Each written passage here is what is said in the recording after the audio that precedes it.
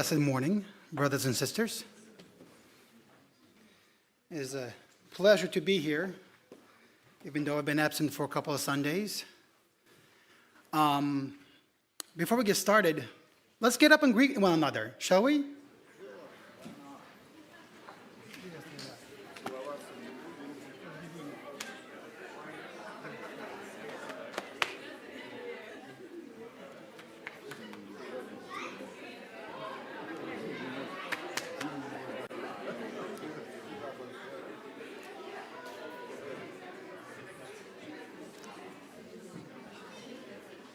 Praise the Lord. I love seeing the smiles on your faces, and that's great. When I was gone for 2 weeks, the previous 2 weeks I was on storm work. I was doing a lot of tree removal from wires, restoring power. And then the last Sunday when we were gone, actually, it was a spontaneous event.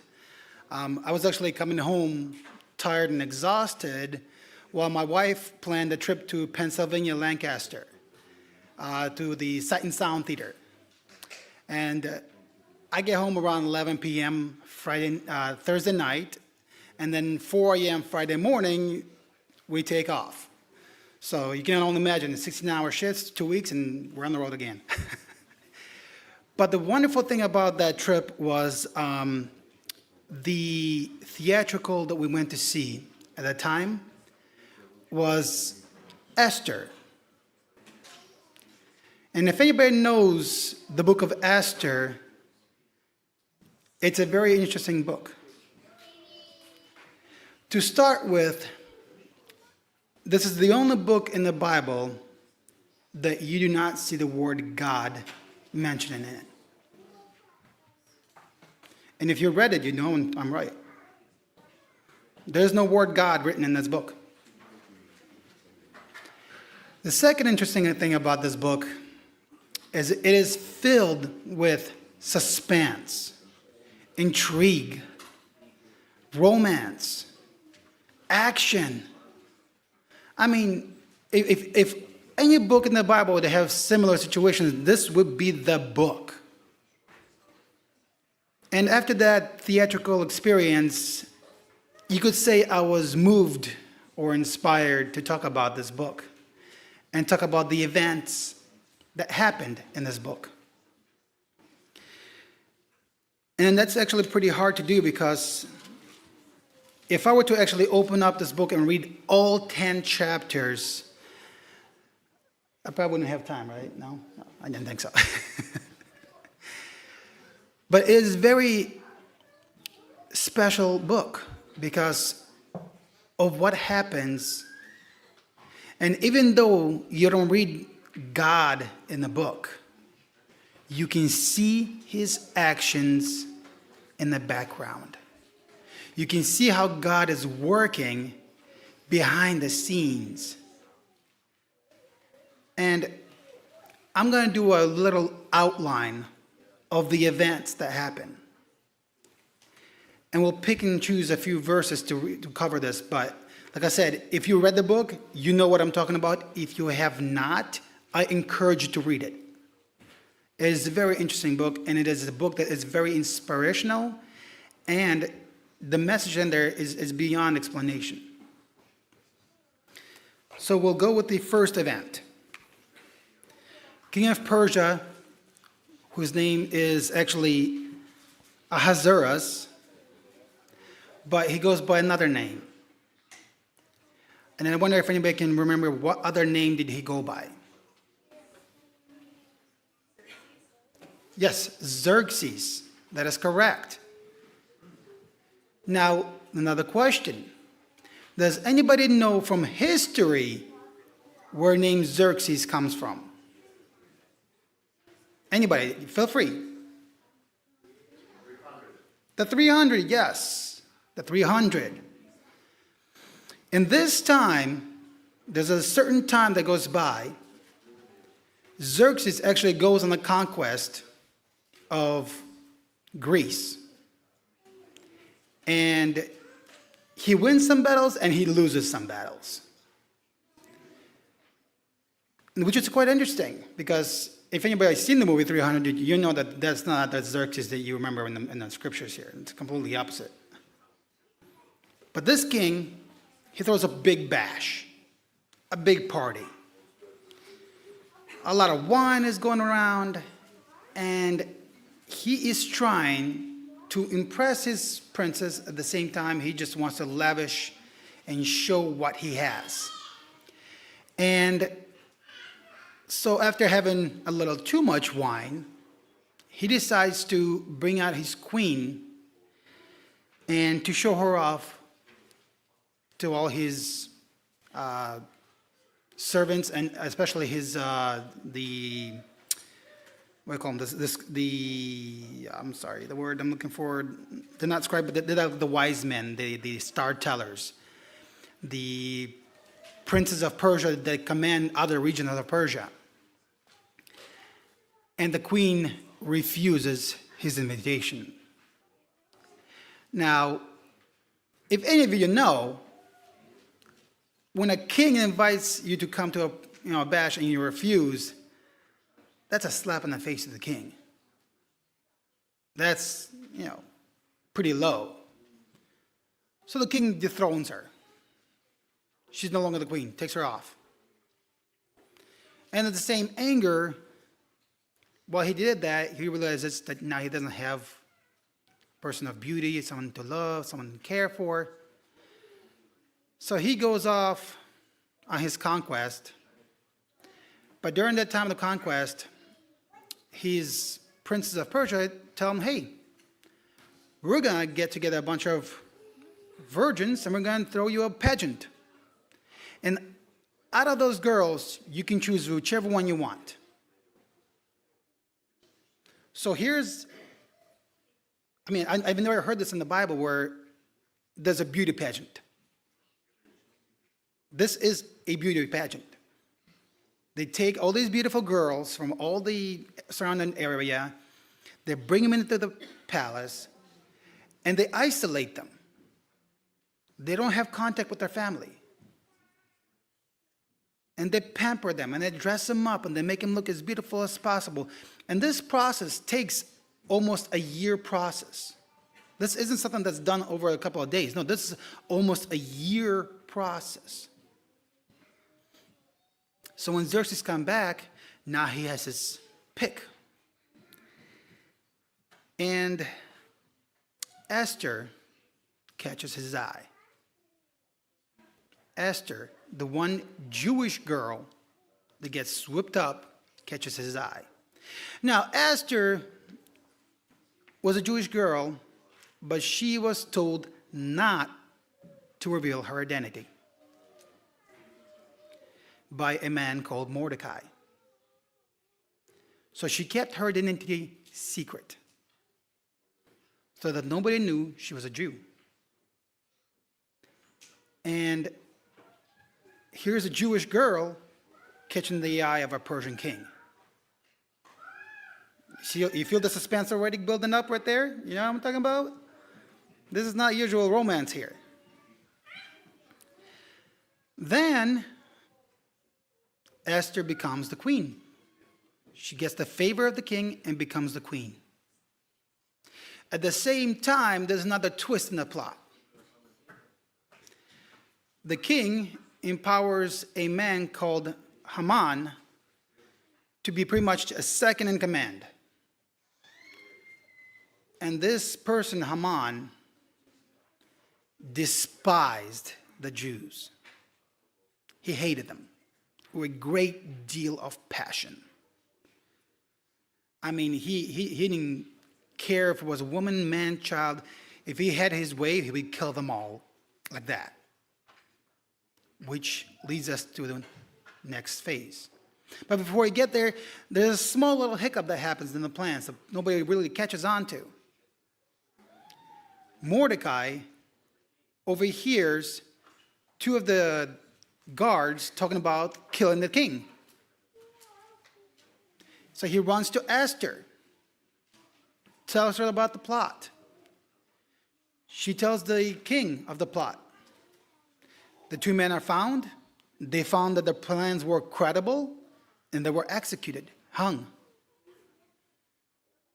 But nothing happens to Mordecai or Esther. Matter of fact, the story kind of gets a little bit buried away. I mean, it's written down in the Chronicles, but it's buried. And we'll move on. So here's Haman, second in command. He decides to implore the king and tell him that there's a rebellion being built in his nation. And he's talking about the Jews, but he doesn't actually tell him that it's the Jews. He's clever. He says, some people who do not follow your laws, they're conniving against you. So the king, being trustworthy as he was, he gave him his ring and said, go do what you have to do. Squash this rebellion. Haman writes a law, stamps it with the king's ring. On a certain day, the 13th of the month, he will pay per each Jewish head, I believe it was a substantial amount of silver. And that silver was going to go into the king's treasury. So this looks really good for the king. So number one, he's squashing a rebellion, but he's also getting silver into his treasury. What kind of king would refuse that? It's a double win, right? And that's what Haman did. So the date was coming when Jews were going to be slaughtered by Persians. And Mordecai found out about this again. And when he found out, he cried, he ripped his clothing, he put on sackcloth and ash, and he stood at the gates. Actually, he kneeled and he cried and he prayed to God. And Esther found out about that. And then he told Esther the commandment that was coming. And Esther was feeling a little hopeless. There's a little thing in Persia. You can't go see a king unless you're called upon. And it's been 30 days since Esther was called upon. So for her to go see the king was literally speaking a risk against her life. Because if she showed up in front of the king and he did not point the scepter at her, she would have been dead. Executed. No questions asked. So here's Esther with the dilemma. Do I want to take the mantle of my people and go to the king and try to have him see me and potentially die? Or do I ignore the people? I ignore what Mordecai is saying and just live my life as a queen. What do you think she did? She chose to risk her life. She chose to go in front of the king even though she was not called upon. She chose to put her life in front as a sacrificial lamb. If I must die, then I should die, was her words. She went and found the king, and the king, I guess he was madly in love with her because he took that scepter and he pointed right at her. He let her come to him. So now Esther had a dilemma. She found the favor in the eyes of the king. How she can persuade him to stop this mass massacre of Jewish people. So she invites the king and Haman to a lunch in her side of the palace. The king and Haman come, and something happens interruptions, distractions. The king gets a little drunk, a little tipsy, and Esther could not confront him and ask him for a favor. So she implores the king again for next day to come for dinner. Just bear with me, this story gets better. The king and Haman agree again. But at the same time, Haman is really aggravated by Mordecai. Because Mordecai is the only person that does not bow down to him. Because Haman is the second in power.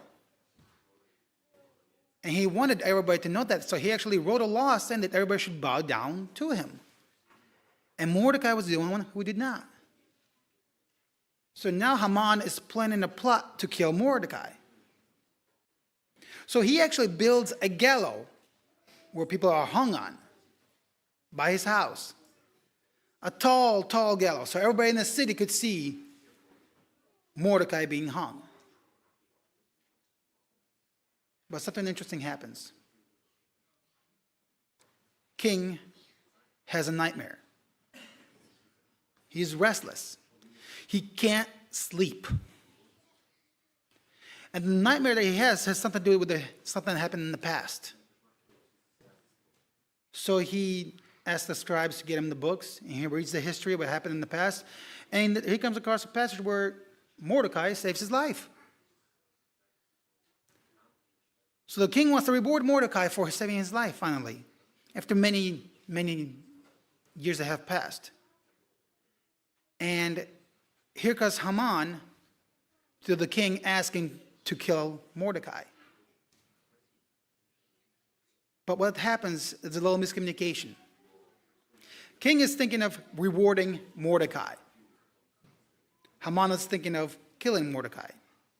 But when he comes to the king doesn't tell him exactly who he's talking about. The king tells him, hey, listen, Haman, what should I do to a man that has found favor in my eyes? Silly Haman thinks it's him. So he comes up with this lavish parade. Oh, you should put your robe onto him. You should put one of your crowns onto him. You should put him on your horse and parade him through the city so everybody can see that this man has found favor in your eyes. And the irony of this is beautiful. The king says, go do that for Mordecai. Can you imagine that? Can you imagine? Here you are, you're thinking that you can be glorified. You're going to parade through the city, and boom, it's like the guy that you want to kill, you're going to be parading him in the city. Talk about a slap in the face, right? Yeah, that's what happens. So now Haman is taking Mordecai across the city and in the robes, and he's saying that this is the man that has found favor in king's eyes. And everybody's looking at him and like, wait a second. Isn't that guy supposed to bow down in front of Haman? And here's Haman walking in front of him as he is sitting higher than Haman, and he's saying that this is the man that finds pride? I talk about a twist of the story, right? Talk about a major twist. But this is where the story doesn't end. Now Haman is really frustrated. He's really angry. His blood is boiling. Except this is the night he has to go to another dinner at Esther's palace. So he goes to the dinner again with the king. And this time there is no distraction. This time there is nobody to stop the process. And Esther finally asks the king for a favor. And you know what the favor was? She asked for her life. That's it.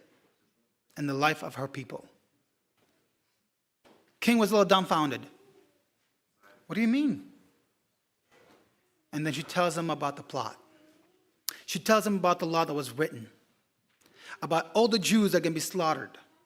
And this is when she finally reveals her secret that she's been keeping for so long. She's not no mere ordinary person. She is a Jew. The king is somewhat shocked. His blood is boiling, and he asks, who is this person that's going to kill all of you? And she points to Haman. The king leaves the palace dinner place. He goes to his gardens. He's greatly upset. Because here's two people that he trusted the most, and both of them happening to be not what he thought was going to be. At the same time, Haman is trembling for his life. Because he didn't realize that the queen of Persia was a Jew. So he tries to beg her. He falls on her couch. And the irony of it is he falls on her couch. Here comes the king back inside the room, and the scene is not pretty. Now the king's even more angry because now Haman looks like he's going for the king's wife. That very minute, Haman is begged, tagged, and hung on the gallows that very same day. But the story doesn't stop there. The law is still the law. And all Jewish lives are still in danger. And this is where the king asks Esther, what is it that you want from me? I can't change the law. It's the law of Persians. You can't change it. It's set in stone. So she brings Mordecai in. And Mordecai tells him, allow the Jewish people to protect themselves. And so the king gives the ring to Mordecai and says, you write the law. Use the ring to stamp it, and that's what's going to happen. This is the chronicle of the story. It actually took me longer than I was hoping for. I apologize for that. Have you noticed how much twisting going on there? What is happening? And once again, there's not a mention of God anywhere in there. But you can see him working in the background. A Jewish girl becomes a queen. That's not no coincidence. Mordecai gets to be favored by the king. Not no incidence. The king's restless night and dreams. Not a coincidence. Haman building the gallows which he was hung on. Not a coincidence. The whole entire time in this story, God was in control. He had full control of the full situation. And what he did was deliver his people one more time. He saved them again. Using Mordecai, even using Haman, using Esther. And all of them had a choice. And even Esther had a choice. She could have not participated in this. But she did. And through her being the queen, through her being there at that place, at that time, being used God for that purpose, not only saved her life, but the life of her people. And not only the life of her people. What's really interesting is the genealogy that came along there. Because at that moment in time, because all those Jews that were saved, the genealogy of Jesus Christ kept going till the birth of Christ. So God was in control all the time.